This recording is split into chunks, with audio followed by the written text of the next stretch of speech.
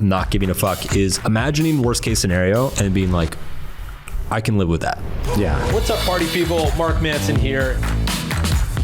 The concept of not giving a fuck. Really, the book is about values. It's about what are you prioritizing? What information are you letting into your life? You know, writing a book about values, nobody's gonna buy that. If you put fuck on the cover, it turns out, make a couple clever jokes, it works. So after the book blew up and it was like #1 everywhere, I started getting all these like ridiculous career offers. Huge book advances. Amazon wanted to do this huge thing with me. I made a movie. Will Smith wanted me to write his book. I said yes to everything because my mentality at the time was like, let's just fucking go. How much of this, the algorithm of TikTok, social media, like the stuff that we've seen over the last decade, do you look at with disgust? This is ruining our civilization. One of the things that does concern me, a lot of the discussion around mental health that's happening, particularly with Gen Z, I think vulnerability has been very weaponized. You know, it's turned into, I think the whole idea of pursue your passion got oversold a little bit. Yeah. Because when you actually look into the research, we tend to be passionate about things that we are either A, good at, or B. Mark, thank you so much for being on the show. Yeah, thanks for having me, man. Dude, it's so good to connect in person. I literally just found out that we live pretty close to each other. Like it's awesome. 15 minutes, yeah. That's amazing. I gotta say, I have a funny story about your book. So, you know, I started seeing your book kind of cropping up all over the place. And when shortly after it was launched, I feel like I started to get some good momentum and traction. And back in the day, do you remember a book called Don't Sweat the Small Stuff? Oh, yeah. Yeah, it was Classic. like 20 years old or something like that now at this point. And so I had read that book. And so when I looked at the title of your book and like the classic, like, do not judge a book by its cover, like shit, you know, I looked at the title of the book and I'm like, I've kind of already read that book, you know, like I felt like I had.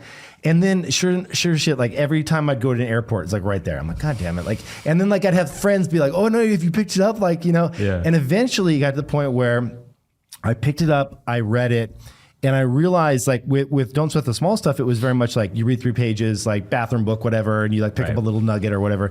Yours was so much deeper than I think the cover kind of gives it credit. This is the cover. The cover and title is both the blessing and curse of my career. I bet for this reason, yeah. Because some people must just be turned off by the cover. I don't mind the word fuck, so I wasn't turned off by the cover. But I can imagine people being like, "Oh, like what is all that?" But you get into it and you're like, "Holy shit! This is a new way to think about how to live life." Yeah. And it was the depth there was beautiful. But for people that haven't read the book yet. Sure. Probably 10 people out there. I mean, I think a lot of people have read the book. Right. How would you frame it? How do you frame it today? Essentially, the concept of not giving a fuck. I always thought of it as like a Trojan horse, right? Really what we want people to think about is their values. What are they prioritizing in life? What are they choosing to give their attention to give their emotional energy to? Because I believe really the inspiration for the book was in this day and age, the post-social media age, being conscious of where you're giving your attention and where you're investing your emotional energy is probably the most important and also underthought about issue that most people go through because we're just being bombarded with so much stuff. So really, the book is about values. It's about what are you prioritizing? What are you choosing to focus on? What information are you letting into your life? What information are you blocking out of your life? Are you blocking any information out of your life? But you know, writing a book about values, nobody's going to buy that. So if you put fuck on the cover, it turns out, and you know, you like throw some F-bombs around and make a couple clever jokes, it works. It was a very funny book. It was like you've been cracking up like all throughout the entire thing. You know, you mentioned, you hinted on it a little bit here. It's like, I feel like with any author, you know, I've been lucky enough to sit in the front row watching Tim Ferriss launch a bunch of books and, you know, Gary V's and a bunch of a handful of other friends that have launched books. And I had a great conversation with Michael Pollan on the show about it launching his book and his journey, which was amazing, fantastic. I mean, everything he's touched has been great literature. He's fantastic. You know, every author that I've spoken with, there's like this moment where they've like, shit, I have something that the world doesn't know that I want to like actually put into written form. and it's largely driven. The best books are from personal experience. So it's like, what about your life was not working to where you're like, I need to change something up here? Yeah. I honestly, maybe I'm downplaying myself. I have a tendency to like not give myself enough credit, I think. At least that's what my wife tells me. I think I have benefited a lot. I am in the older cohort of millennials. So I'm like one of the oldest millennials. And when I look back across my career, it's everything that my generation has gone through. I have tended to go through it 2, 3, 4, 5 years before them. And I think, I started doing the digital nomad thing probably about 5 years before it became really popular. I was doing the online business thing, the influencer thing, 5, 10 years before it was popular. I was on social media from day one. I think my Facebook ID is one of the first 500,000 IDs. Wow, crazy. I was at school in Boston when it was launched. So were you like a MySpace user too and all those? Yeah. Friendster. Yeah, oh, dude. Shit. You go way back. Yeah. I thought I was the only one that had a Friendster account. There was like a million of us or something. Yeah, right. So I've always been an early adopter, and I've always been very interested in culture and everything. So I don't think I was necessarily aware of it at the time, but I would write very honestly about whatever I was going through. And I think a lot of the traction that I got throughout my career was people kind of coming up a year or two behind me and being like, oh my God, he's so right. Like this new social media thing, it's making me feel different. And I'm paying attention to a lot of things that I don't really like paying attention to. And I kind of wish this wasn't on my feed. And like, why is that there? And so I think I've benefited just from that quite a bit. Yeah.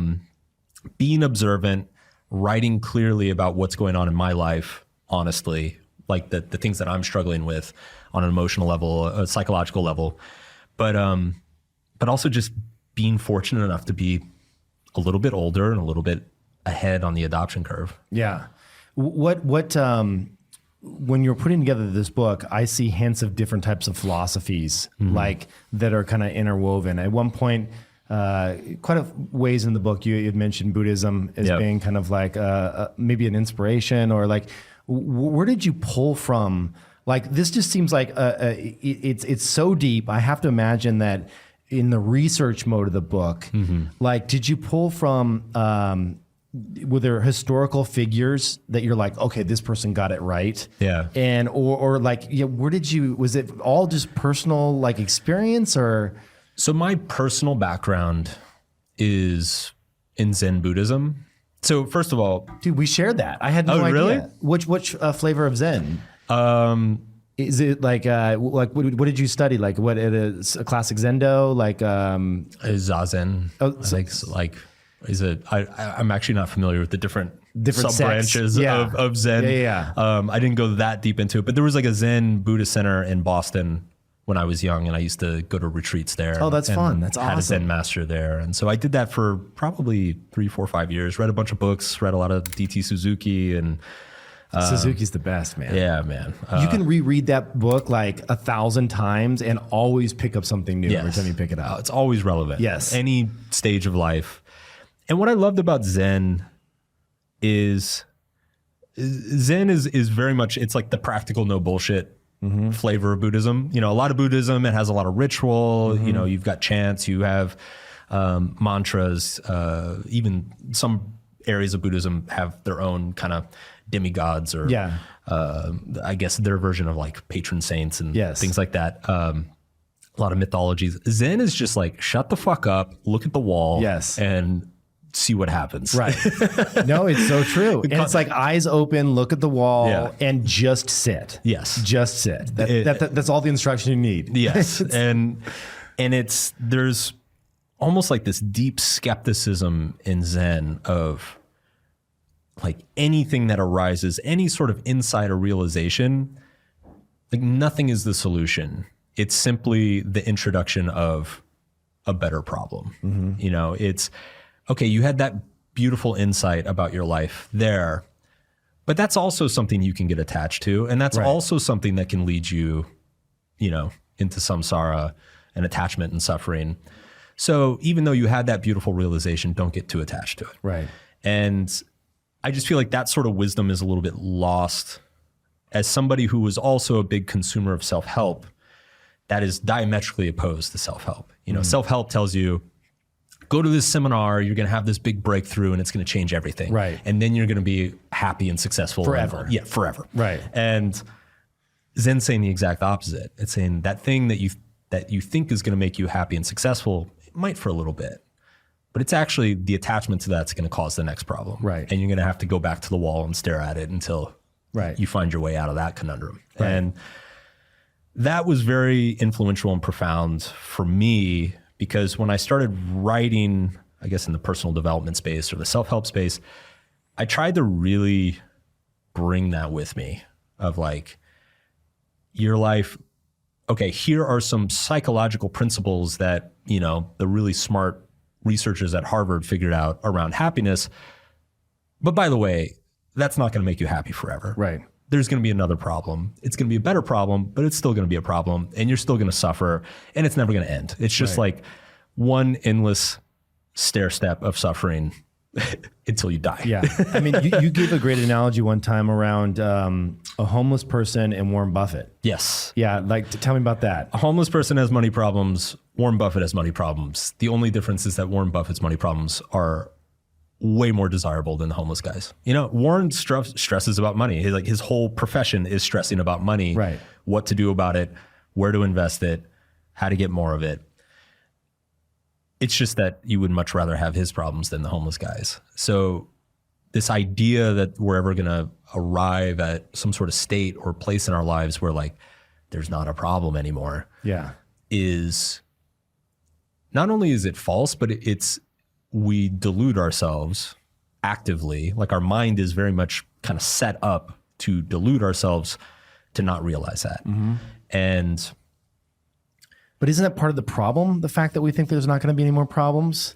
Yes. You see what I'm saying? For sure. Because you're sitting there and you're like, okay, well, if I only obtain this thing, I get this nicer car, I get this nicer watch, I get this, my life will be filled and full and joyous, and I got the hot wife, the sports car, blah, blah. And it's like, but it's never ending. Yes. So if you can like, Alan Watts talks about this a lot. It's like just this flexibility and malleability of being a human that can kind of bend and flex and more like water. Yes. Than trying to say, I'm aiming for perfection, the perfect life, which will never happen. Right.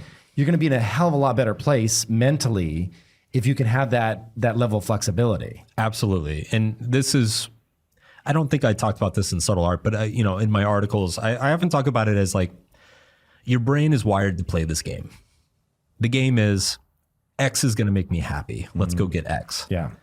And there's a lot of evolutionary value to that game that your brain is playing. And, it's what got our species here, is that silly little game that we keep playing with ourselves. And you actually can't really stop playing it. In fact, one thing that I started to notice in my Buddhist practice, and it actually turned me off from Buddhism for a little while, is when I started to get really deep into it and started going to all these retreats and hanging out with other people who are on retreats, I started to notice that for them, meditation retreats became the X that's going to make me happy. Right. And I'm like, but you're doing it again. Right. Like this is actually the whole thing we're trying to not do, is you're just replacing, the fancy watch or the nice car. Right. You're replacing it with, if I could just do 3 meditation retreats a year, then I would develop so much further, and I'd be more enlightened, and I'd be at peace. And so the game's even there too. And when I started studying a lot of psychology, that's when I kind of realized it's just like, okay, we're just evolved to play this game psychologically. Forever. And the best thing you can do is simply be aware of the game. You're never going to turn the game off. You're never going to win the game. Just recognize it's a game and you're going to play it. And so just make sure that whatever that X is, there are better and worse things that you can pick to put there. Like a fancy car is probably not a good thing to pick and put there. Right. Because it's very arbitrary and material and superficial, and But I would argue it actually might be a good thing to pick and put there, because you have to learn that that's not going to give you satisfaction. That is true. I mean, that is one way to learn to not put it there. I mean, you're going to waste a shit ton of money in the process because the resale value is going to be shit. Yeah, right. But like there is a because I've been there, you know, like I got really lucky and, you know, had some good angel investments. You know, 32 at the time or something like that. And I went out and did something really stupid, which was buy an Aston Martin. And it's not the douchiest of cars, but it's also not douchey. Yeah. And it like they're beautiful machines. Of course. They're absolutely gorgeous. stunning. And you know, I was driving it down to Google, and I remember just being like, because I was working at Google at the time, and I remember just being like, oh no, I'm that tech bro douchebag with an Aston Martin, you know? And then literally that was like 2 weeks after I got the car. Yeah. And it was gone. And on the third week, I was like, hey, this. I can't do this. Yeah. But there is no additional satisfaction that comes with that. And if it is, it's just like, it's fleeting. But let me ask you this. Was the Aston Martin the reason you started your first companies? Like, was that like, did you have a vision board and were you like dreaming at night? Yeah. No, I was never one of those guys. Me neither. And I think it's largely because I don't know. I think I would say that my upbringing, but I will tell you that some of the most memorable moments of my childhood were camping with my father. And, you know, we had a beat up pickup truck, standard lower middle class. And we actually used real tents on the ground, trying to move the rocks out from underneath the shit because I didn't have those inflatable ones back then. So I could like lay comfortably. But it was those special moments in connection with my dad where I was like, this is, you know, dollars a day to camp at a recreational, like public campsite. Sure.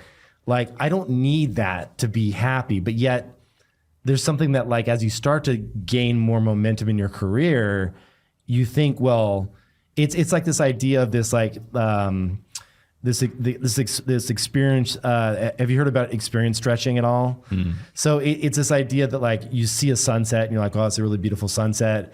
And you know, you're in Hawaii and the next day you come back and you have like a cocktail with your sunset. You're like, oh, well, this is even better, you know? And the next day you add like a cigar or whatever. And you're stretching that experience. And now that original sunset was never like, now even in today's world, it would be like, we pull out our phone and we're not even looking at the sunsets. We're looking at the phone through the, you know, so it's just like, at what point, how do you coach someone through that? If someone is like, perpetually addicted to more and more things, is it starting with values? Is it sitting down and saying, I need to define my values? Or how do you get someone unhooked from those things? Well, I think getting kind of back to why the book took off so much, I think this is what you just described is kind of like an unintended side effect of all the amazing technology that we've developed over the past 50 years or whatever, is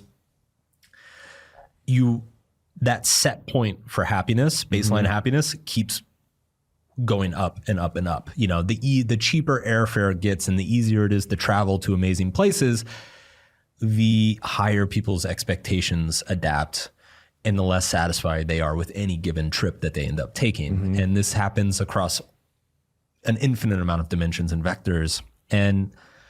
And so I think it ultimately, if you aren't aware that that's what's happening, you start to become dissatisfied with everything. And not only are you dissatisfied with everything, but you can objectively look at your life and you're like, man, I'm taking all these great vacations. I have a cool ass job. I get to work from home. Why am I so dissatisfied with everything? Like, it doesn't make sense. It doesn't. And I think what we need is there needs to be a reset of that baseline. And the way you reset that is to actually intentionally lean into hardship or deprivation or challenge, you know, go on a phone detox, go on do a rugged camping trip that you have to go sleep on rocks and stuff. Because it's like, once you do that, you go back to the sunset and you're like, oh my God, the sunset's incredible.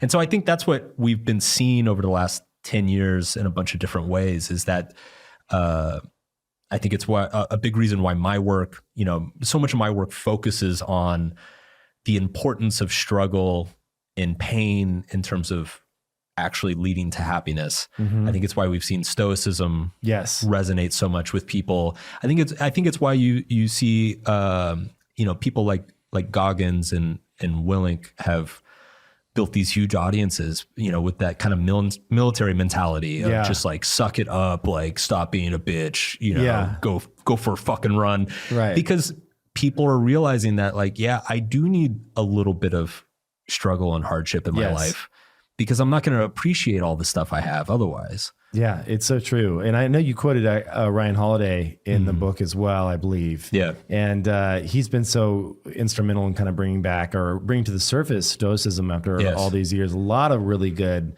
teachings there as well. It's amazing what he's done with it. It's funny too, because, for a long time, people mistook Subtle Art for a Stoic book. And, this all this stuff that we're talking about in terms of the suffering, I think that's more... I got that a little bit more from like existentialism. Existentialism, this idea of like life is inherently meaningless, and you have to choose what you're willing to suffer for. But once you choose that thing, it's not a pleasant choice. It's actually a very scary choice of like, what are you going to commit to with your life, with your finite amount of time? But once you make that choice and that commitment, that's what fills your life with meaning and purpose and happiness. That's where a lot of that stuff came for me. Like I found a lot of value and insight in that. But it's interesting because Stoicism kind of overlaps Buddhism a little bit. It overlaps existentialism a little bit. But it kind of lives in this other middle area that like I didn't read the Stoics until probably Ryan's stuff came out. So I was late to that party. One of the things that you mentioned, and I'm going to get it wrong because it's been a minute since I've read it in your book, was this idea that you're essentially, if you want to find your career, it's not about going after the dream career, but it's about the journey to become good at that thing. Do you know what I'm talking about? Can you kind of elaborate there a little bit? Right. So this is a very practical thing. I think the whole idea of like pursue your passion got oversold a little bit. Yeah. Because when you actually look into the research about what makes people passionate about something, we tend to be passionate about things that we are either A, good at, or B, socially rewarded for. So everybody kind of thinks that they have this magical passion that's like hiding under a rock and they just need to go try enough things to go find it. But if you're always trying a new thing to see if you're passionate about it, that's actually the worst way to build a passion in something because it's a very transactional relationship with each activity that you're doing. Ultimately, what you're looking for is an activity that you have some sort of natural talent or advantage at, something that comes easy to you that is difficult for others. Because that is going to, it's just human nature. That is going to feel more rewarding. You're going to feel like a badass when you do this thing. So that's the first piece of it. And the second piece of it is just to put yourself in an environment where that talent or that ability is rewarded. So it's actually the other way around. Cal Newport has this great book called So Good They Can't Ignore You. And he basically says it's completely backwards. You don't find what you're passionate about and then get good at it. You find what you're good at. And then as a side effect, you naturally become passionate in the process of becoming good at it. So I think it's actually more important to think about it in terms of skills and just adding value to the world. Like where can you, Schwarzenegger's got this great new book. It's called Be Useful. It's like, it is kind of that simple. It's just like find places you can be useful because that you're going to be socially rewarded for it. You're going to develop a sense of competency, autonomy. So it's going to be naturally satisfying to simply do it for yourself. And then that's where all this other stuff comes off the back of it. If you're someone like me that has just, I go and I try a lot of different things because I'm always like curious about, whatever the latest, hottest thing is. Like I always want to like just play and experiment and see if there's anything there. I bought a book on Japanese joinery a couple days ago, which is literally like how you assemble planks of wood using no nails, but these just amazing joints that, use hand carving tools and whatnot. It's fascinating to me because every time I've gone to Japan, I've always been drawn to that type of art, that style of old school architecture, and this the dedication to still maintain that craft, even though it's long been replaced by steel and, you know, everything else that we have in the modern age. You know, how do you approach something that you may be interested in and give it enough time to know if there's something there, right? Versus just saying like, well, I'm not good at that right away, so I probably shouldn't double down on it. Like, where do you draw that line? I think you use the word in passing there that is the key, which is play. Like when you are experimenting, you need to go in without expectations. You need to go in with, I'm going to play with this. I'm just going to see if it's fun, right? Like see if it's enjoyable. And a lot of things that you play with, it's like, that's fine, but it's not really, it doesn't really stick. You want to see where is the thing that the more you do it, the more interested in it you become. And you don't want to try to force that or obsess over it or worry about it, because that's going to prevent it from happening. So the concept of play, of just zero expectation, I think gives space for that to occur. And then once it starts occurring, it's like, okay, let's do it again, and let's do it again, and let's do it again. And that's where you start to see the improvement and the development. And that's where the joy starts. That's sound advice. That's something that like once that joy kicks in, and then I'm like really having a good time, it kind of compounds. Like I took pottery and I was like, all right, I'm not good at this. Yes. Like I did for like a few weeks, and I made one decent looking bowl, but I'm like, there's no joy here. This is like, I think it's beautiful, but it's like, I just don't have the time and bandwidth and like that much connection to it to stick with it. Dude, you know? I did that with golf. So I always hated golf. Yeah. And then I became a grown up and I realized like, wow, all the really successful people play golf. And if you play golf, you get like 4 hours you get 4 hours uninterrupted with really, really successful people. Right. Like, man, I should pick up golf. And man, I just kept going back again and again. And I'm like, you know, if I just get better at it, if I just learn a few things, if I just work on my swing, like and finally after about 6 months, I'm like, fuck this sport. I'm so done. Like, I'm turning down every golf invitation. Sorry, everybody. I mean, pickleball's the new shit anyway. So true. I haven't tried that yet, but that's on my list of to-dos. So one of the things I'm curious about around, you know, not giving a fuck is like, just to dive into that just for a quick second, like that term itself, like, is that, when I first read it, I thought like, well, that's just a way to say like, I don't care and push it to the side. And I've gotten myself in trouble mentally that way, because like I've said, well, I don't care about this. This doesn't mean anything to me. And push it aside only to have it kind of stew behind the scenes. Right. Because I actually did care. Right. And so maybe it's a character flaw. I don't know how common it is, but like, how do you actually release something? Like, how do you let it go? How do you truly not give a fuck? Like, do you know what I mean? Right. Like, because there's some stuff that you can act like you don't care, or you can push it to the side, but it always comes back. I feel like the improper way, or the failing way to not give a fuck, is when you decide you're indifferent about something because you think that will affect it, right? It's like, this thing's bothering me. You know what? I'm just not going to give a fuck. I'm not going to care. This person is like doing this thing that's annoying. You know, like, I don't fucking care. Do whatever you want. But secretly, there's a little anger there. Deep down, you're like hoping that like person dies. It could be that, either that, or, you know, maybe that person gets upset and then changes their behavior and all that stuff. It's like, I really think Tim talks about this thing, negative visualization. I really do think a big part of not giving a fuck is imagining worst case scenario and being like, I can live with that. Yeah. I'm fine with that. Yeah. That's how you stop giving a fuck, is like, I can see how this can go completely wrong, and I'll be okay. Yeah.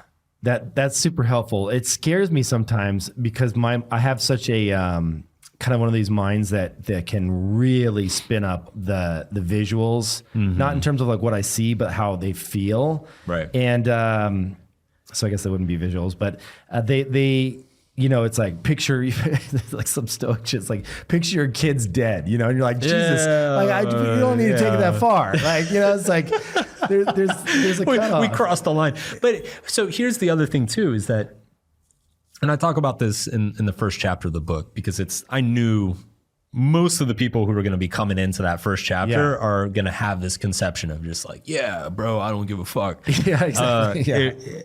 And that's just not a realistic life strategy. Yeah. You have to give a fuck about certain things. Yes. You know, you should give a fuck about your kids. It would be weird and horrible if you didn't, right? There are going to be things in your life that you're just, it's going to be impossible to not give a fuck about them. And that's okay, right? Like it's the issue, ultimately, the question isn't give a fuck or not give a fuck. It's what's the prioritization? Mm-hmm. You know, are you taking something that deserves very few fucks or very small fucks and making it a big deal? Or are you taking something that's a big deal and not giving enough attention or focus to it? Like I think that's where things get mixed up. And again, I think to come back to kind of the technology piece, I think the technology, an unintended side effect of the technology is that it has scrambled our ability to prioritize those things. A silly tweet that goes viral appears to be way more important than it actually is. And, you know, your kids coming home and complaining about something appears much less significant than it actually is. And it's unscrambling that misprioritization. That's the actual project here of like allotting the proper fucks and then understanding where the threshold is, and anything below that threshold is like, whatever, you just let it do what it's going to do. So is a bit of that kind of setting boundaries at the same time about what's allowed to come in or not? 100%. Right. And I'm glad you brought that up, because I think a lot of people who struggle with this, it's because they don't know how to set those boundaries. So I don't know. That's my problem. So they've got somebody in their life. This person, you know, brings all these problems or complications or drama to them, and they don't know how to say no. They don't know how to cut it off. They don't know how to tell that person, don't bring that here. I don't want to hear it. It's not my problem. You go deal with it. Because they don't know how to say that, they keep getting all these problems thrown into their life that they don't really want to actually deal with. I had an exchange, I don't think you'll mind me saying this, with Tim Ferriss on text yesterday. And a really well-known author had approached me and was like, hey, you know, can I send Tim a book? Like, because I just would like to get on his radar, you know? And Tim has this blog post, like, no new books. It's like this like whole post of things. Yeah. And I write back to him and I'm like, dude, like, I mean, come on, this is like a decent author and it's a really good human. Like, why don't you? And he's like, dude, I gotta say no. I have to have this boundary for everyone. I can't make an exception. Exactly. If he breaks that rule with one person, I mean, how many kids do you have? 2 kids. Okay. So imagine if you like made an exception once with a house rule with one of your kids. Oh, I've done that. Yeah. It blows up in your face. How did that go? Yeah. Exactly. Yeah. So, you know, boundaries, they have to be rules, and it has to be, you know, there can't be exceptions. I know. I put Bluey on in the back of my fucking car, and now anytime we travel anywhere, they're like, it has to be Bluey, and I'm like, Jesus Christ, because it takes over the entire speaker system. And Bluey's funny, but like, it's just too much. But yeah, that's important to have those boundaries. So, in the spirit of the book, you know, what would you say is something that's popular right now that you just can't bring yourself to jump on or give a fuck about? Is there anything that like comes to mind? It's been interesting. So I have a little theory around this. I love the creator economy. Like I love being in it. I love being a consumer of it. I love watching it, strategizing, like just observing like what's going on in social media and YouTube and everything. Yeah. Like it's I think I'm one of the rare freaks that it makes me more happy, like not less. It's been interesting to see all of this make money, get rich content come back with a vengeance over the past couple of years.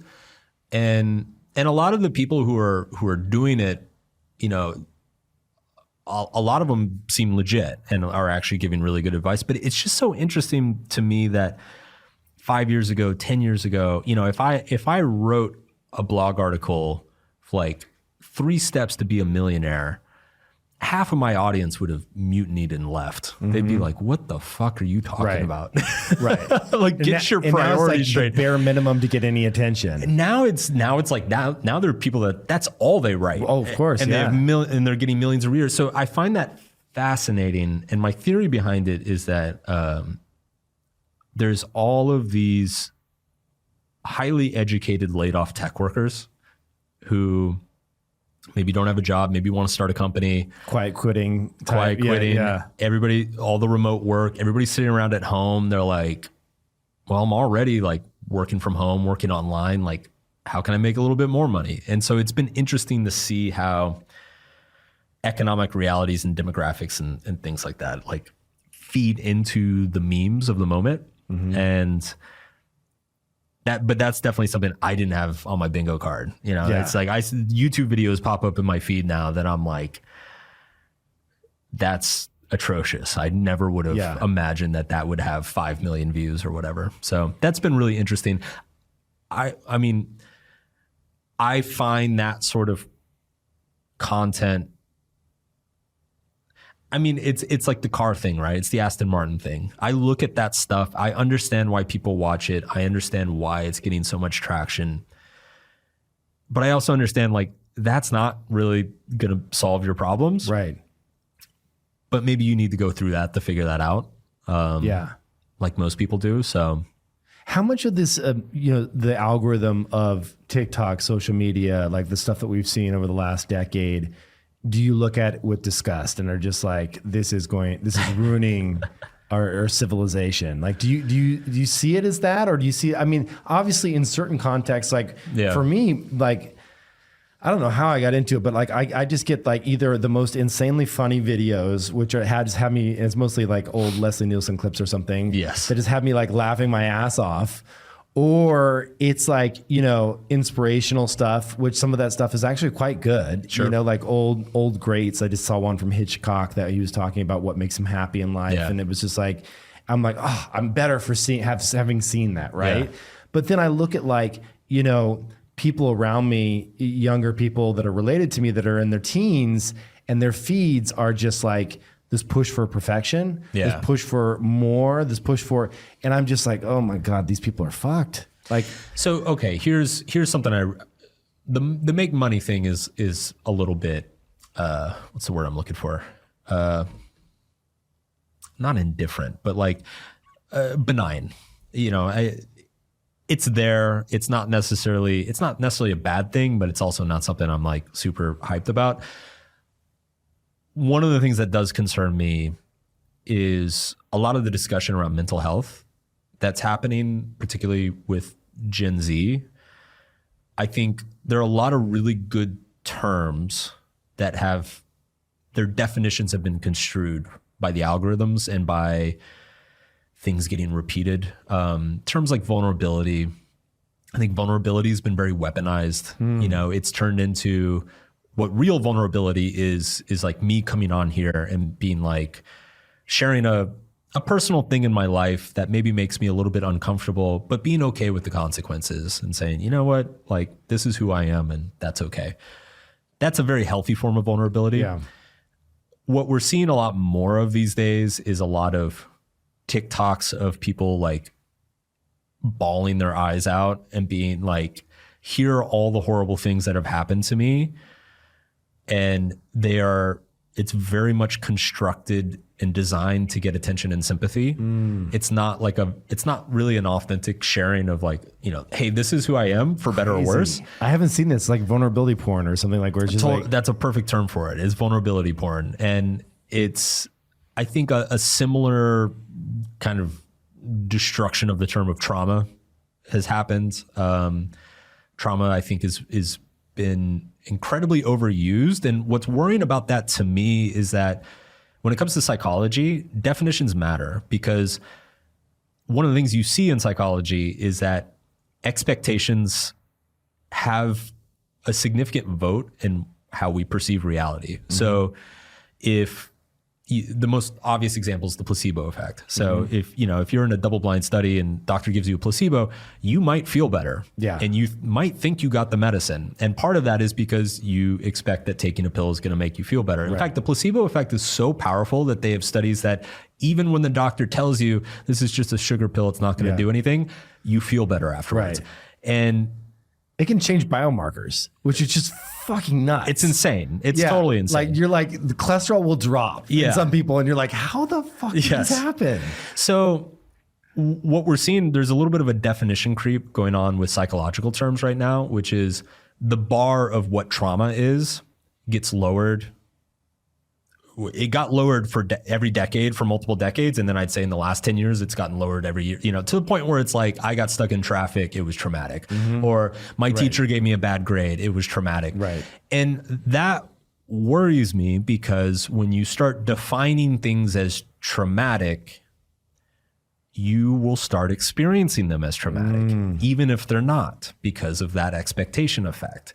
And I think you're seeing a lot of that in the younger population. They've discovered that, I think with a lot of the well-intentioned mental health conversations that have happened over the past couple decades, they've discovered that if they talk about their trauma, if they've talked about things in terms of like emotional abuse or psychological abuse, that gets them a lot of attention and sympathy. And when you're a teenager, that's kind of all you want is attention and sympathy. And so we've created these incentives for them to move the lines of these definitions, and that moving of the line then has a downstream effect on how they actually experience just normal everyday life. Yeah.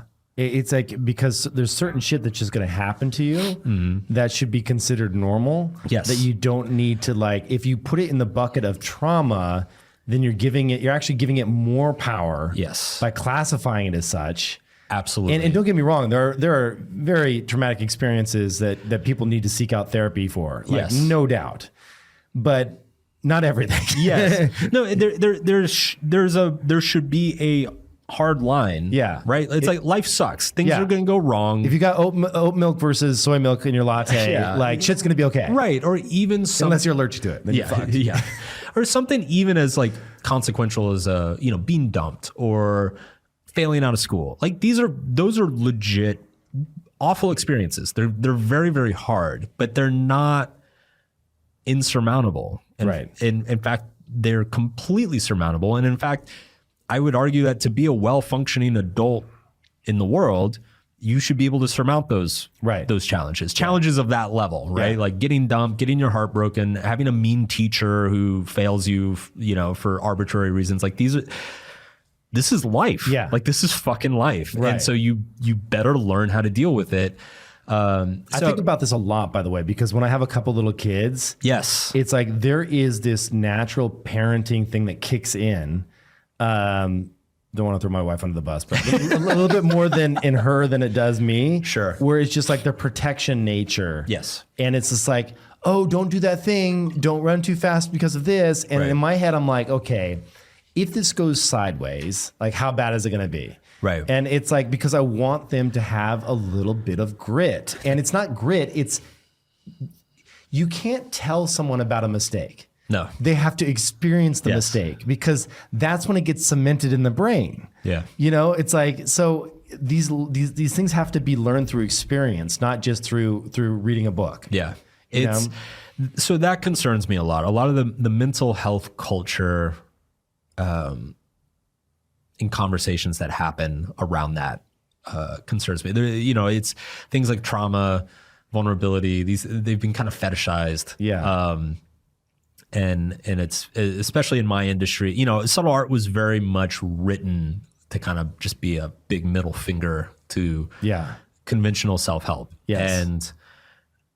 And I guess, when the success of the book gave me a lot of hope of like, maybe we're turning a corner and there's going to be a much healthier version of this industry out there.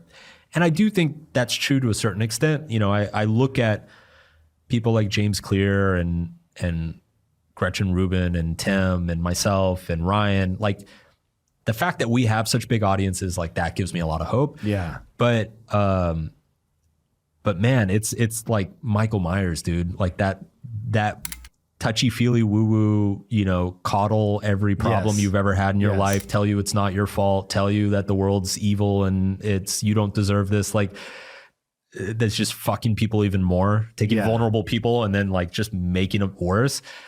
It's still there. Like it's a beast that just that never goes away. I'm really curious. We can always cut it from the video if you want to talk about it. But I'm really curious because I got to tell you that some of the shit that I watched from the old clips of Mr. Rogers, I like absolutely love. Yeah. Because he just seemed like such a kind, caring dude. You ever watch his Senate speech that he gave when he was younger? Oh my God, so good. Amazing. What are your thoughts on Mr. Rogers? Because he was very much like all about like, you are special. Right. I guess there's nothing wrong in saying that because we all are our own unique characters. Yeah. I think he had a lot of good value there, but people blame him and they say, oh, if everyone's special, no one's special. And it's just like, oh God, that was a hard one for me to kind of wrap my head around. I think a big part of it. So there was that movie that came out about, actually 2 movies came out about him. Yes. One with Tom Hanks. I thought it was great. Which was phenomenal. Yeah. And then there's also a documentary that came out about him, which is also excellent. Yeah. Both of those are worth watching. And as somebody who grew up with Mr. Rogers, I have a soft spot in my heart for him. I think 2 things come to mind when he comes up. The first one is that developmental age matters a lot, right? So he's targeting very young children, 2, 3, 4, 5 years old. And children at that age are legit vulnerable. Like they don't have a sense of self yet. They don't have understandings of social relationships yet. They've hardly even developed an ego yet, much less like all sorts of neuroticisms around that ego. So the proper advice for like a 3-year-old, especially a 3-year-old that maybe is growing up in kind of harsh conditions, it's not going to be applicable to an 8-year-old, and it's also not going to be applicable to a 12-year-old. Like those are going to be 3 different pieces of advice, just because those are 3 brains in completely different phases of their development. So with that in mind, I think most of what he says is good, and also my recollection is that his motivation was very much to take kids in underprivileged positions, 1-parent homes, kids who parents aren't around, so huge, who've been neglected, and like really try to bolster them up a little bit. And so that seems very right-minded and on point to me. He was so early in introducing diversity too. Oh my God. Remember that whole story around how he had, was it the black kid? On the show. And that was like, oh my God, like what's going on here? It was amazing. Yeah. Wonderful guy. I think, and this is not a criticism of Mr. Rogers. If I was to have any criticism, I think we've extended the Mr. Rogers advice too far into childhood. Adulthood. Exactly. Right. So it's like, the memes right now are like Gen Z are a bunch of children. Like it's 22-year-olds who are acting like 15-year-olds. Right. And it's like, well, it's probably because you've been treating them like 15-year-olds. And when they were 15, you were treating them like 8-year-olds. And when they were 8, you were treating them like 5-year-olds. So there's an evolution that happens as the child grows and matures. And I would say, probably by the time they're 8, 9, 10, they've got a little bit of an ego identity. They've got a little bit of a sense of self. They're starting to notice their social relationships, and the social relationships are starting to matter a little bit more. They're starting to test, a lot of their boundaries with the parents and with teachers and other authority figures. So, it's like, that's when things probably need to turn a little bit more stern, and boundaries become way more important, and letting them fall and hurt themselves and sit there and cry for a while and figure it out and get back up. Like, to me, that makes more sense. Yeah, 100%. We're on the same page. One of the things that your book talks a lot about is this idea of an individual defining their values. What's your recommendation for people on how to, because I think most people, like, honestly, they just don't think about their values.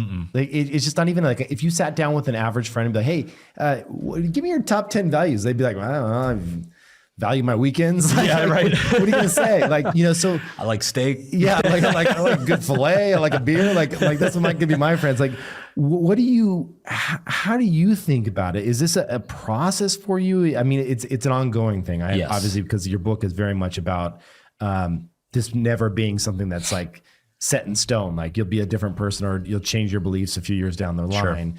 Sure. How do you define and then redefine values over time?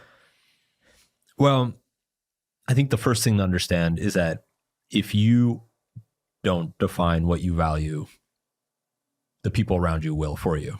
And I think back in the day, that wasn't such a bad thing. Like if you go back 100 years when people are living in small towns, communities, hanging out with their neighborhood association and going to church every weekend, like if they didn't think about what they cared about or what was important to them, they would just kind of automatically download the average of what the people around them cared about, which was probably the same things, which is probably the neighborhood organization, the church, the local school, etc. So it works. It's fine. Where things get all scrambled and messed up is when you connect the world and you're interfacing with a very wide diversity of values and viewpoints from all over the planet. People you don't know. People you don't know, people with different walks of life, people with all sorts of biases and prejudices that you didn't even know existed. It's again, it's kind of it's like the dark side of the best thing about the internet. You know, the best thing about the internet is it connected the world and it introduced just an endless variety and diversity of values and viewpoints. The worst thing about the internet is that it connected everybody and exposed us to the wide diversity of values and viewpoints. And so that kind of natural human condition of like, if you don't set your values for yourself, it'll be set by the people most proximate to you. They used to say it was like the sum of your 5 closest friends. Yes. And so what you're saying is this is switching somewhat to like the sum of the 100 people you follow. Well, think about it, right? Like, yes. So think of your favorite podcast. You probably spend more time listening to that podcaster than you do with your closest friend on a week-to-week basis. Absolutely. Right? Yeah. Or you could switch that out for your favorite YouTuber, your favorite Substack author, you know, whatever. So, and this doesn't even get into, you know, whatever the algorithm decides to show you. Right. So I think it's imperative that we become conscious of this process of like that what we are caring about is being influenced by others. So your question was, how do we define that for ourselves? And I would love to hear any like real physical tactics. Like, do you get out a piece of paper? Yes. How do you think about getting into it? So what I would think about, there are a lot of different exercises you can do. I used to do this with some people a long, long time ago. It's like a desert island exercise, which is basically like you're stranded on a desert island. You can only take 3 things, you know, and they're infinite supply for the rest of your life. You know, what are they, right? Write down all the things you would take. You could do the same thing with relationships. You can only see 3 people for the rest of your life. Who are those 3 people? I'm imagining it was probably your wife and your 2 kids, right? It's like not even a question. My Labradoodle wouldn't, sadly. I love him so much. I love him so much. God damn it. Why couldn't you give me one more? You know, you could extend it to 5 or 7 or whatever, you know, but like you should do those things with everything, right? It's like if I could only follow 3 people online, who would those 3 people be? Fascinating. If I could, do you do this? It's been a while, but I used to do, so I call this an attention diet, which is like the same way, like, so it's, the food analogy is actually great, right? Because most of us eat on autopilot and our autopilot's terrible because there's just so much amazing food that is delicious and completely unhealthy available all the time. So if you go on autopilot, you're inevitably going to start making worse and worse decisions. And at some point you have to be conscious of the decisions you're making, of what you're ingesting, and make a conscious decision. You know, like, you know what? No more chocolate ice cream. I'm going to buy broccoli. Especially as you age. Yes, exactly. I know you're big into compounding, which we can talk into in a bit. So the same thing happens with the information we consume, right? Like if you go on autopilot, you're brain is just naturally going to take you into more obscure and strange and occasionally dark places. And if you're not aware of it, you can kind of get lost there and almost become like intellectually obese, where you're not nimble, you're not flexible, you're not resilient. And so the way you reintroduce that resilience is you go through and you start cutting the junk out of your information diet. Start looking at all your accounts. I used to do this once a year. I haven't done it in a few years, but I used to go on every platform and I would look at everybody I followed. And I have this rule, fuck yes or no. It's actually, it originated with Derek Sivers. He called it hell yeah or no, but fuck yes or no. I used to go through all my platforms and I'd go through every single person I followed. And I was like, is it a fuck yes? If I even have to stop and think about it for a minute, then it's a no. And I'd stop following them. And I would do that with all the people, with all the channels, with all the authors, the writers. Just get really, really clear about who am I letting, whose viewpoints and what information am I letting into my life? And is that good? Is it healthy for me? Is it making me a better person? Is it making me more intellectually curious and nimble? And one of the things I did too, like this exercise, let's take politics. I don't want to get into politics because fuck politics, but like I think it's a good example where I very intentionally, when I was going through these prunings of who I followed, if I noticed that a bunch of like left-wing people got through, I would intentionally go find like a right-wing person. Yeah. Right. To like counterbalance it. Yeah. 100%. And it's like, especially right now, you need that counter, especially right now. And or if there was somebody who, subscribed to like one particular like health and nutrition school of thought, I'd go find somebody from another school of thought. Cause you don't want to get caught in intellectual cul-de-sacs. That's what I was going to ask you. Like in my mind, as you were talking about this, I was like, okay, I'm thinking about how I would set up for myself. And I'm like, okay, if I'm going to follow these, 10 podcasts per year or 5 or whatever it may be, maybe I set it up so that I have to kick out 2 every year and introduce an additional new 2, because you don't want to be locked into just those opinions, right? Exactly. Another exercise I do this, we've got on my website, we've got a thing called a life audit that we've offered to readers a number of times, usually around January 1st. But what we do is we have people write down every activity that they've done in the last week or that they do like on a weekly basis and roughly estimate like how much time they spend on that activity. You can also do this, like you can also track your behavior for a week or 2 and figure this out. But then we also have them go and rate each activity of like from 1 to 10, how much value does this add to your life?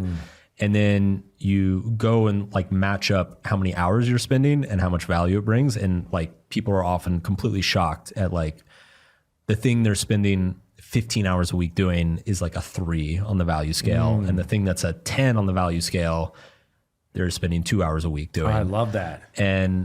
And so then the final step is to kind of come up with some like practical, like, okay, how can you take the lowest thing that you're spending time on, cut that out of your life entirely, and then take the top thing, what can you do to double the amount of time spent doing that? Like what are practical steps you can take next week to do those things?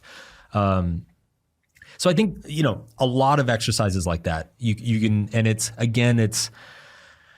regular practice because life changes, you change, the world changes. So your values are inevitably going to change and evolve over time. And so I almost see it as like a psychological hygiene, right? It's like, I find I'm wasting a lot of time doing a lot of stupid stuff on TikTok or something, or I'm not like, I don't feel, my social life doesn't feel super satisfying. I should sit down and kind of like start mapping out, doing a bunch of these exercises to get back on track. Yeah. I know that I noticed in recent videos you've been talking about exercise being a big part, obviously meditation for you being a big part of some of these external things that you're doing to take care of your body over years. How do you feel about alcohol consumption? So I'm coming up on Don't say you've been sober for like 5 years. No, a year and a half. Wow. Yeah. Holy shit. Yeah. Walk me through that. How first of all, what were you like before? Because COVID, we were all drinking like a bottle a night. Like it was like, I was like, at first I'm like, I'm not drinking anything. I need the healthiest immune system ever. Sure. And then I'm like, okay, we're all gonna fucking die. I was just drinking like, you know. Right. I was a heavy drinker for a long time. And would you get a little vulnerable and tell about like what do you mean by heavy? What does sure. That, what does it mean to you? And by the way, I didn't realize I was. Yeah. I was a little bit delusional around this. I was probably, from say age 18 to 38, I would say on average, I was probably drunk 2 to 4 times a week.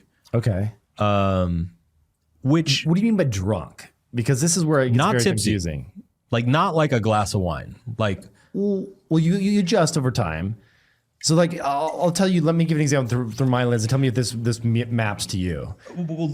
I'll just say, yeah. Tell me. I will say, getting in a car would have been a dicey proposition. Okay, that's a great proxy. Yeah. Okay, so like, I felt fine, but your reaction time was not there. A police officer might not agree with me. No slurring words, no throwing up, nothing like that. No. Okay. Yeah. No, I think that's actually, and it's dumb. Like, so this is the really dumb thing too. Like, I come from a family of very highly functioning alcoholics. And I always knew that. I'm like, family tree's full of them. Right. But when it came to me, it's like, oh, I'm just having fun. Yeah. Like, this is no problem. Like, I can stop for a week. I didn't drink last week. I was working, doing all this stuff. It was, I don't know if I had a problem. I don't know if it was alcoholism, but I look back, I was a heavy drinker. I was a little bit delusional or unaware of being a heavy drinker. I kind of convinced myself that it was normal. And I by the time I got to my 30s, I was paying a very significant physical health and honestly mental health toll for it. Energy the next day not being the same, just that the whole works. Yeah. Mm-hmm. So it actually started. So I lost a bunch of weight starting in the pandemic. So since 2020, I've lost about 55 pounds. Wait, how does that work? Like everyone gained weight during the pandemic. Like, how did you flip that? I wasn't going out and drinking. Oh, so you stopped then? Well, no, I still drank a little bit, but I was living in New York. So as you know, New York City lifestyle, you're going to restaurants every other night. You're going out, your happy hours, networking events, conferences, concerts. For sure. And no kids. It's like, you can just So you're going nuts. You're eating these big lavish meals. You're having amazing cocktails. So just that, even though I was at home, just having a little bit of wine with the wife occasionally, just that gave me enough tailwind to lose some weight. And I mean, it was lockdown. So like, what else are you going to do? But I don't know. I was fortunate. Our building had a gym in it. So, I could go down there and get workouts in. I mean, you launched the book in 2016. Mm-hmm. So this is like a post-book revelation for you. Yeah. Like, so at some point you're like, I have to make a change in my life. So, okay. If you want to back up even further, in 2018, so after the book blew up and it was like #1 everywhere, I started getting all these like ridiculous career offers to do amazing things. Huge book advances. Amazon wanted to do this huge thing with me. I made a movie, a couple TV deals came in. Will Smith wanted me to write his book, and did a big world tour in 2019, went to like 25 different cities over the course of like 2 months. That's a lot of travel. 7 different countries. I said yes to everything because my mentality at the time was like, I'm like 30, I don't have kids. Mm-hmm. This might be my 15 minutes. Let's just fucking go. Yeah. Like I'll live, I'll survive, I'll worry about it 3 years from now. Yeah. So I went hard, really, really hard, 2018, 2019, leading into 2020. And actually in 2019, I started having chest pains. And I have a lot of heart disease in my family. Yeah, same. So that started freaking me out. And I went to a doctor and ran all the tests, did all the scans and everything. Like you've had your ApoB checked, you've had the calcium score with contrast done, like you've done the Not legit yet. stuff. Not yet. We got to No. get you on the program. Well, If it runs in your family. no, not at that time. Okay. I have since. Okay, good. Yeah. Good. But at that time, no, it was just I went to a cardiologist and they just checked, make sure nothing was happening. Basically, the doctor was like, it was one of those like, he's like, you're fine. Have you been stressed lately? Yeah. And I was like, well, let me tell you about it. And then his next question, he was like, how's your diet? How's your alcohol consumption? And I was just like, oh my God. I hate when they ask that. Yeah, I always right? lie a little bit. Yeah. And I was like, man, and basically, long story short, he kind of looked at me. He's like, dude, you're a ticking time bomb. He's like, you're fine. You're like fine today. He's like, you're a ticking time bomb. He's like, I would get this straightened out. So that was kind of what inspired. I actually started trying to lose weight a little bit before the pandemic. Yeah. Congrats on that, by the way. That's a lot of weight to lose. It's a lot. Yeah. I went from 43% body fat to 18%. Holy shit. Yeah, it's been a journey. That's like close to seeing a single ab at some point. Like you're not too far off from one popping out. I'm literally a different person. That's amazing. Inside and out. So as part of that journey, as with most health fitness journeys, like there's progress, plateau. And so around I think probably the third plateau, my health coach had kind of like hinted, he's like, maybe you should quit alcohol for a month or two. Mm-hmm. You kind of drink a lot. And I was like, nah, I'm fine. I'm tracking my calories. I'm good, And then finally after a couple of years, get to another plateau and he's like, dude, just take a month off drinking. Like, at least just show me you can do it. Right. Like at this point, we've been working together for 2 years. Like, prove to me you can actually stop drinking. And I was like, all right, fuck you. Sure. Yeah. So I stopped drinking and I lost a bunch of weight. It blew my mind, the changes that took place. Just almost immediately, the sleep quality, clarity of thought, energy in the morning, energy just period, 24/7. Yeah. And like texture of your skin, like everything. All kinds of stuff changes. Skin got better, hair got better. My wife told me, she was like, yeah, you never have bad breath anymore. Like even like it would be like 3 days after and I you drank. floss a lot. I hear you talk about it in your videos. So that's a big. You know me, man. I just got floss right here. Yeah, exactly.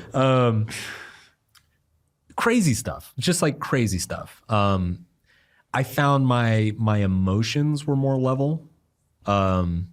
So anyway, I did a month. I was like, this is going so well. I'm going to do a couple more months. Fuck. See, this is where I stop. I did a month and then I'm like, okay, I've done a month. And then I go back in. And many people, when you go back in even harder. Yes. So I did a month and then I went to a wedding and then I drank at the wedding and I was like, this was fun, but like, I don't know. Like, I'm a little bit worried about this. I'm a little bit worried about like falling back off. And I still wanted to lose more weight. So I was like, what? I'm going to go. I think there was like 3 months left in the year. I was like, I'm going to go to the end of the year. And that's when like the real effects kicked in. I was going to ask you about that because it's funny. My therapist, she was like, encouraging me the same thing. She's like, take a month off. No, I said, I'm going to take a month off. And she's like, golf clap. Yeah. She's like, okay, everybody does the fucking month off. She's like, let me see you do 3 months. Yeah. And I'm like, God, okay, I'll do it. And I'm about to kick that process off. There's always an event, always a wedding, always a something. You just kind of have to go for it. So I've been cutting down quite a bit, but I need to officially cut or need to really do the full 3 months. Cause I hear at month 3, it's like, like some shit happens. Like, was that the case for you? I never went back. But was what happened? So I said I was going to go to the end of 22 and I got to New Year's Eve. I think I had like 2 drinks at New Year's Eve. A couple of champers or something. And I was like, what am I doing? The whole time I'm like, I'm like drinking poison. What am I doing? Like that's the only thought that kept going through my head. It's like, what are you doing? Yeah. What are you doing? And I woke up the next day. I was like, I'm going to do all of 2023 sober. And then I did. And then I haven't had a drink since. So, but yes, the first month's the hardest. Honestly, the hardest part is the first wedding. It's the first conference. It's the first social event. What are your tactics there? Like, you're just like, hey, I'm not drinking. Like, this is because it's interesting. Like you'd mentioned this somewhere. It was either in the book or somewhere else that I saw, where when you change something like this, that is really kind of a value in some ways. Yes. Of the drinking culture. Yeah. You're going to lose some friends along the way. So the reverberations across your life, I underestimated. So I started to realize that a lot of the things I used to think I liked doing, I don't like doing. I just like drinking. Like, it was an excuse to drink. Like what? Like nice restaurants. Like I used to, my wife and I, we used to go to fine dining like all the time. It was like fancy shit, or sometimes, but like, or just like, you know, a new big restaurant opened up, you know, downtown. Like, let's go check it out.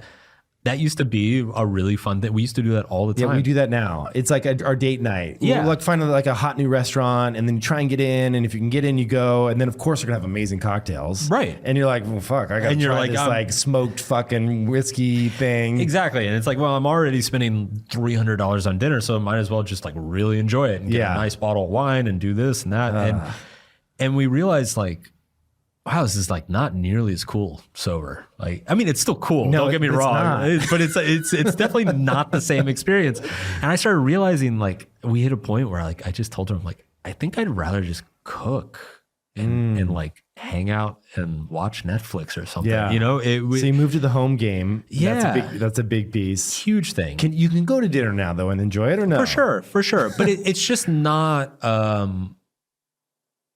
It's not like a regular thing. Yeah. Like, it's not, now it's like a special occasion type thing, right? Do you buy into any of these like freaking, there's like, if I go to Erewhon or Whole Foods or whatever, there's now like this anti-drinking culture, which is great, but it's been replaced with like all of these herbal adaptogen shit, like L-theanine and like all these like things that are just like, you know, supposed to like have the sensation of drinking without actually consuming alcohol. Do you do any of that stuff, or like weed gummies, or do you have any other vices?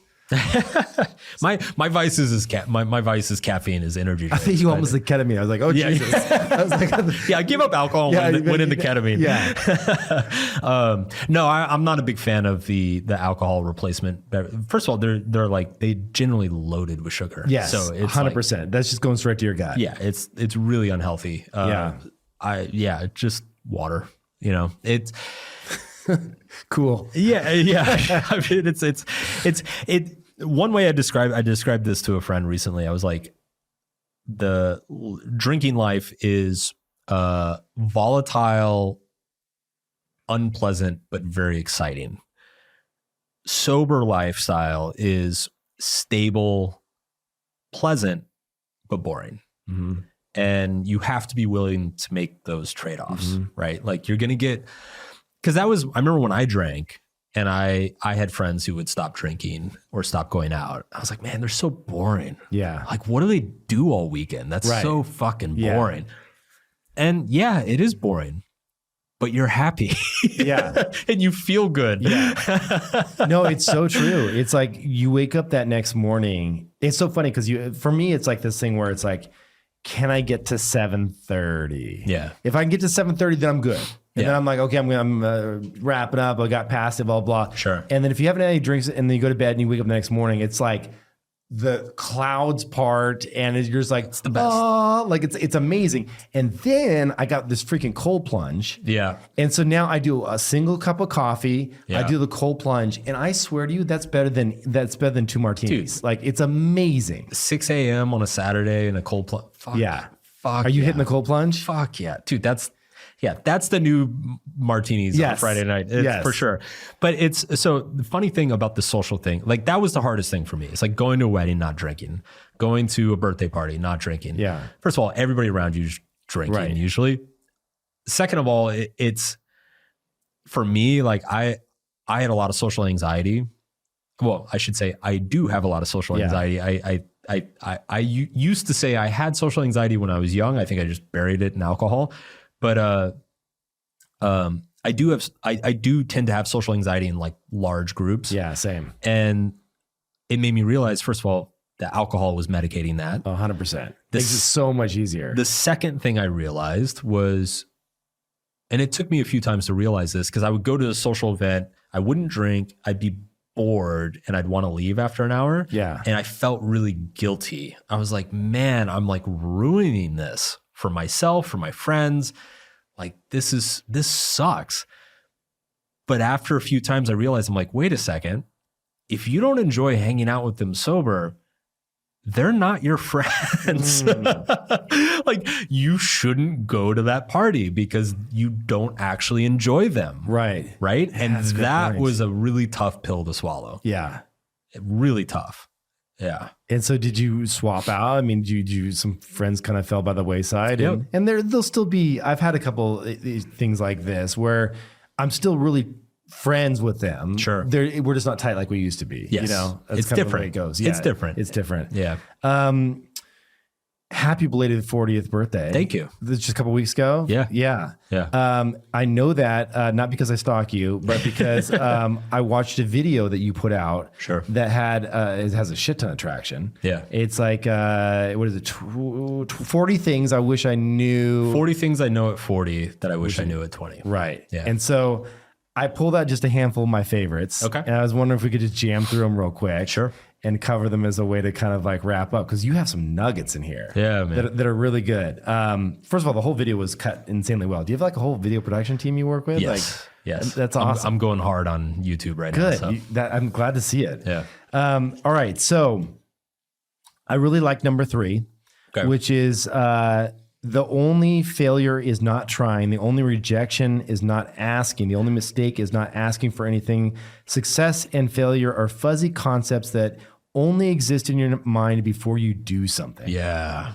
Wow. Yeah. That's a good one. It took me a long time to figure that out. And I'm sure you can probably relate, like when you think back to your first companies, like you have this very well-defined idea of success and it creates all this anxiety and expectation of like, oh, what if I don't hit it? What if I don't hit it? But once you do enough things, you realize A, you never hit it. Yeah. And B, that definition was wrong in the first place. You actually had no idea what success was. Right. And in many cases, the thing that you were scared of, the scary rejection or the product launch failing or the media piece that's making fun of you, in many cases, that ends up being the best thing that happens to you because it leads to some other great thing or it helps you understand or change some behavior or decision. So I just realized at some point that our conceptions of success and failure they're maybe a little bit useful in the short term, like when you're kind of deciding what to do, but you don't actually, it kind of comes back to like your brain's playing a game and you just need to know your brain's playing a game. Yeah. It's true with success and failure. Your brain's going to define success and failure for you, but they're not real. And anything you do, no matter how successful it is, there's going to be failure mixed in. And no matter how disastrous a failure is, there's going to be little nuggets of success that sprout out of it as well. The number one thing I've had would-be entrepreneurs approach me after, you give a talk and you have people come up and want to ask you questions and whatnot. And it's always looking for validation of their idea. Yeah. Where it's like, hey, I got this thing. What do you think? Like tell me this is going to be good, And I'm like, one, I don't have enough context here. Yeah, right. We just met 30 seconds ago. But two, if your gut is telling you this is the thing, right? Like you got to go turn over a few more stones and like actually give it a shot. Yeah. And I feel like that is one of the things, if you can realize that, like, as you said here, success and failure are a fuzzy concept that only exist in your mind before you do something. It's like, if you can kind of just set that aside for a minute, go try the thing and say, fuck it. Worst case, I learned something new. That's all failure is. Yeah. And I parlay that into my next thing and it becomes better. Yeah. Right. That's so key. Yeah. That's so key. It's the classic amateur mistake is thinking it's the idea that matters. And it's like, no, it's the fact you got off your ass and started doing something. That's actually what matters. The idea is just the vehicle that gets you to do that. Yeah. And that you just, when you have the idea, it's not the motivation to do it is not the outcome. Yeah. But it's the idea. Because if it's the outcome, inevitably things will get hard. Yes. And the idea will seem less sexy and you'll just like drop it. Yeah. Right. But if it's truly the mission and the idea, you'll iterate like hell because it must exist in your mind. Like this has to work, right? Right. And so you'll spend more time working through the hard times, Yeah. I feel, than if the outcome is the Aston Martin. You know what I mean? Totally. Number 6, you said the most valuable things in life compound over a long period of time: health, wealth, knowledge, confidence, relationships. So true. Yes. Again, Confidence for me was a big one, where it took many years for me to build that up. Yeah. It's also, it's one of those classic things that I think you only really understand by getting older. Like you need to live a certain amount of time to actually experience it and understand that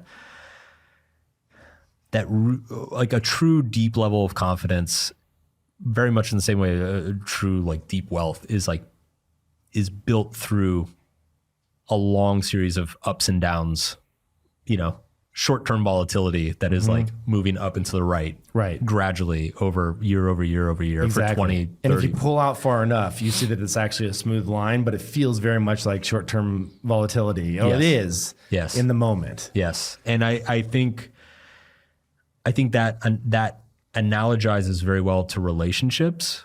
And I think very much the same way the worst thing you can do for your wealth is sell in a bear market. It's probably the worst thing you can do is divorce in like the middle of your biggest fight. Because you should just expect over a long period of time with a certain person that there's going to be ups and downs. There's going to be boom times and bust times. There's going to be really hard slogs, and sometimes it's going to last for a couple months. Sometimes it's going to last for years, but you don't want to interrupt that compounding unnecessarily if you can.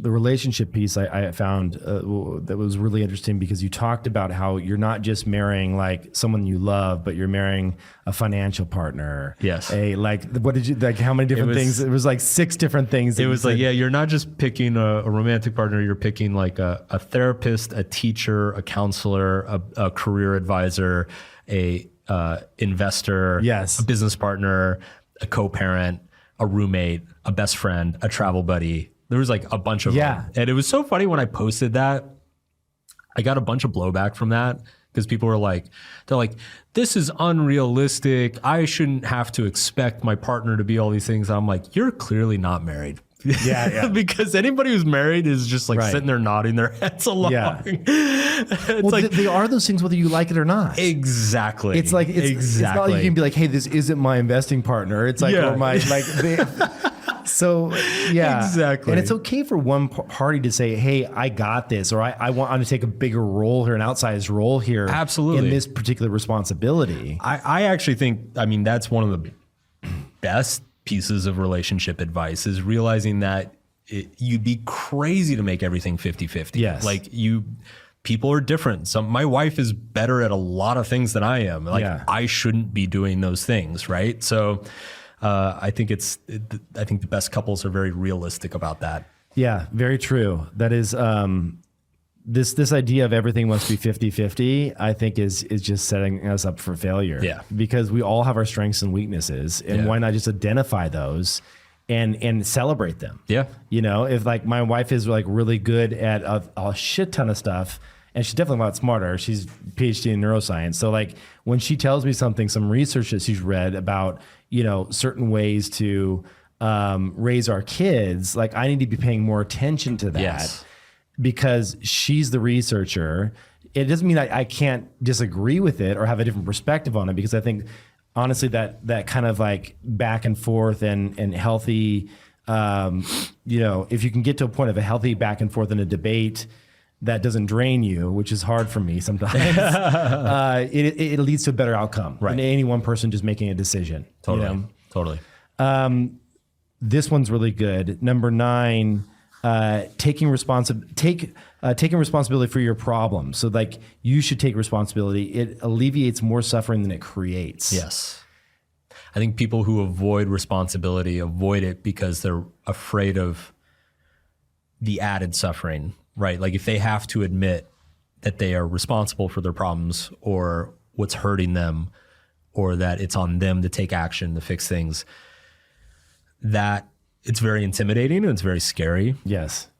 Before the fact, it's kind of like cold plunge. It's kind of like jumping into a cold pool. Like when you're standing on the outside, like all you can think about is like how much this is going to suck. Mm-hmm. But as soon as you get in, it still sucks for a few seconds. Yeah, it still sucks for a little bit. But as soon as you get in, A, you're like, wow, this is not nearly as bad as I thought it was going to be. And then B, if you stay in there long enough, you're like, this is amazing. I feel so much better. Yeah. And I think I mean, a lot of my profession is just trying to get people off the ledge of the pool into the pool, right? Like convincing them to jump in. Where do you think people aren't taking, like if you take a look at just the population in general and you say, they're not taking enough responsibility, they put blame on other people, where do you think that manifests most?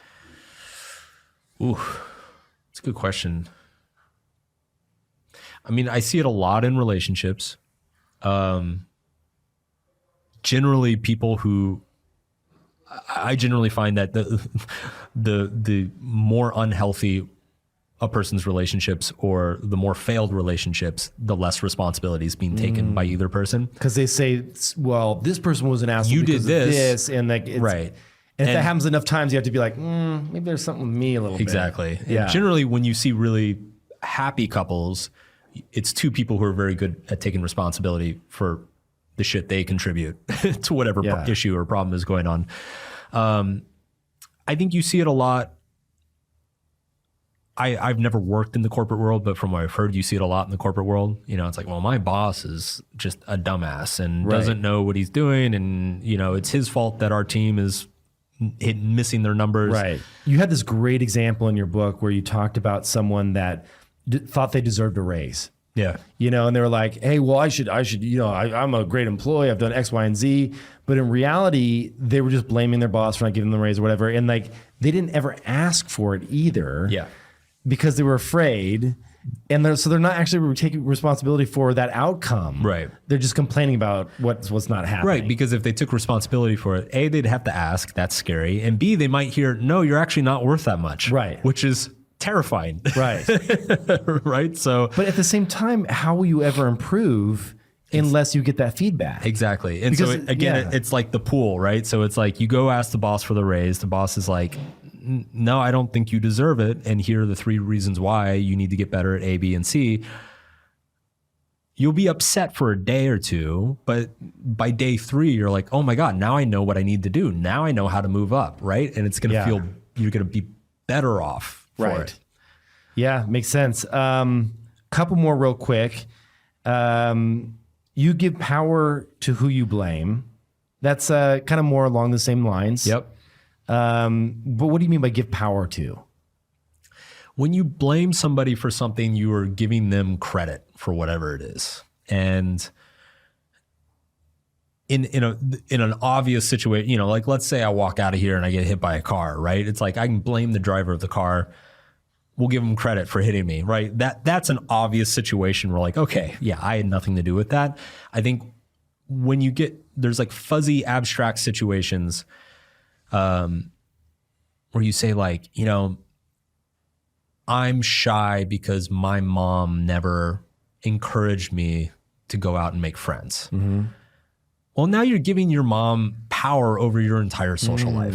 Anything that goes wrong or anything that's not satisfactory, well, it's mom's problem. Right. So what can I do about it? Right. Well, I mean, it could have been shitty, but that doesn't mean you can't go and now's the time to make the change. Yes. Like why dwell on the past? And it's the crazy thing is it doesn't even, you could even be right. Right. Mom could have sucked. It doesn't matter. Right. Right. And I in the book I talk about the fault. I call it the fault responsibility fallacy.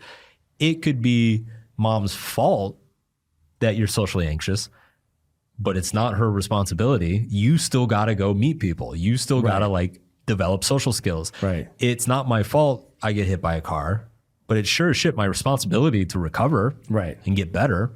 Right. So people merge those two concepts in their head as like an easy out. Yeah. As an easy way to avoid dealing with hard things. Yeah. I don't want to take up too much of your time, but 2 things I want to touch on. One, I want to talk about your most recent book, which we haven't gotten into. Mm-hmm. And then also, I think number 40 in your list here was probably my favorite. And it felt very like heartfelt and real because, you know, what it is you said it's never too late to change. And you had this amazing story about this grandmother. Yes. Can you share that with us? I have an old Italian friend named Walter. If he's listening, shout out to Walter. He actually told me this story like 8 or 10 years ago. So he had a grandmother. His grandfather passed away. Grandmother was 62. And her lifelong dream was to play the piano. So she started playing piano. She started taking piano lessons. At 62. At 62. And at first he said everybody in the family was like, oh, well, that's cute. You know, she's sad. Like, let's let her. And he said that she would play and practice all day. It's like all day, every day, not leaving the house, just plinking away at her piano. A couple months go by.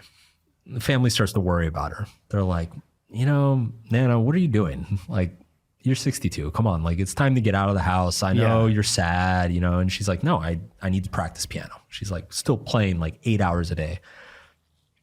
That's a lot of stamina at that age. Holy shit. And he said she wasn't drinking. No, yeah, exactly. no martinis at Atla for her. So she did this for months. Started going on for years. Like he said the family was really worried about her. They're like, man, she's not grieving. She's depressed. Like, is she okay? What's she doing? Anyway, jump ahead 30 years. When she was 92, she went into a retirement home and they had a piano in the retirement home. And by that time, she had been playing for 30 years. Holy shit. Every single day, which is longer than most professional pianists have been alive.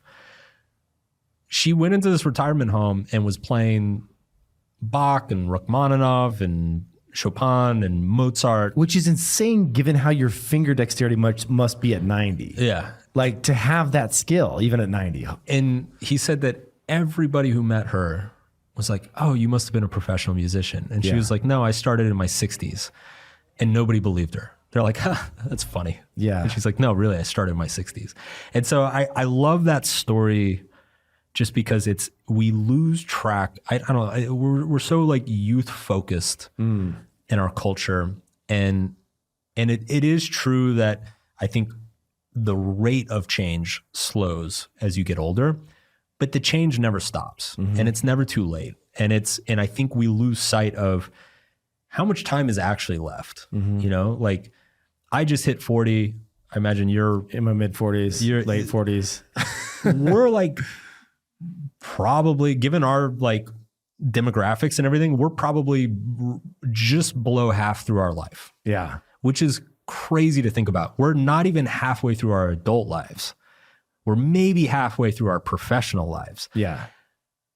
That's insane to think about because it's, you know, in society would tell us, oh, you're in your 40s, like you're over the hill. Like that's right. Literally what the term means. Yeah, you're you should over be at the hill. apex of your career. If not, you're kind of fucked now. Because it's downhill from there. Exactly. Right? So yeah, I get emails.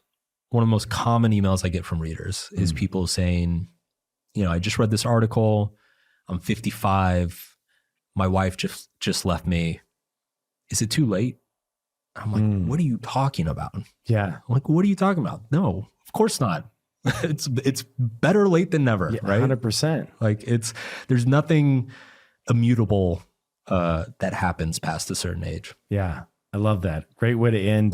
But I do want to mention you have another book out. I mean, obviously, The Subtle Art is like a classic now. But how many languages has it been translated into? 70 something. Holy shit! It was insane. Congratulations, man. It was. It's in Zulu, Uzbek, Greenlandic, I didn't even know there was Greenlandic. Yeah, no, we've gotten languages that have come in that I'm like, I didn't know that existed. I didn't mean to offend anyone from Greenland. Yeah. But like I didn't know there was Greenland. I didn't either. That sounds cool. Yeah. Well, what's the new book about? Which one? The most recent one. You have another one out. Oh, the follow-up? Yeah, the follow-up. What's that? Everything is Fucked? Yeah. Everything is Fucked, book about hope. It is basically looks at how, kind of what we were talking about, how like everything, if you look at every objective metric of society in the world, it's better than ever by most measurements. Yet mental health data is worse than ever by most measurements. And so there's this unbelievable, pervasive, irrational pessimism that's going on. And so it's kind of a philosophical investigation into that. Very cool. That's one I haven't gone through yet, but that's next on my reading list. Yeah, check it out, man. It's stare into the void for a little while. Yeah.